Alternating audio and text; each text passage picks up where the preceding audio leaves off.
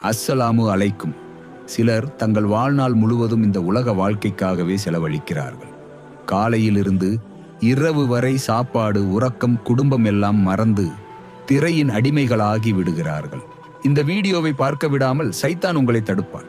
நீங்கள் இந்த வீடியோவை முழுமையாக பார்த்துவிட்டு லைக் செய்து அல்லாஹு அக்பர் என்று கமெண்ட் செய்து நம் சேனலை சப்ஸ்கிரைப் செய்து சைத்தானை தோல்வி அடைய செய்யுங்கள்.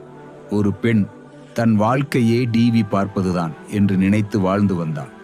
தன்னுடைய தாய் தந்தையெல்லாம் எச்சரிக்கை கொடுத்தாலும் அவள் அதை கவனிக்கவில்லை.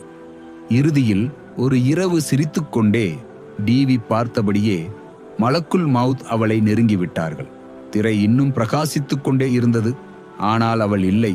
அவளின் உடலை ஜனாசாவுக்காக வைத்தார்கள். அனைவரும் அழுதபடி அடக்கம் செய்ய தயாரானார்கள். ஆனால் அதிர்ச்சியாக எவ்வளவு முயன்றாலும் அந்த ஜனாசா நகரவே இல்லை. சிறிது நேரம் கடந்து விட்டது. ஆனாலும் அந்த ஜனாசாவை நகர்த்த இயலவில்லை. அனைவரும் குழம்பினர். அந்த நேரத்தில் யாரோ அருகில் இருந்த டிவியை தவறுதலாக நகர்த்தினார்கள். உடனே ஜனாசா சற்று நகர்ந்தது. அனைவரும் அதிர்ச்சி அடைந்தனர். அவர்கள் உணர்ந்தார்கள், அந்த பெண் வாழ்நாள் முழுவதும் டிவியோடு இணைந்திருந்ததால் இப்போதும் அவளின் ஜனாசா டிவியுடன் சேர்த்தால்தான் நகருகிறது. இறுதியில் ஜனாசாவோடு சேர்த்து டிவியையும் தூக்கிச் செல்ல வேண்டிய நிலை வந்தது.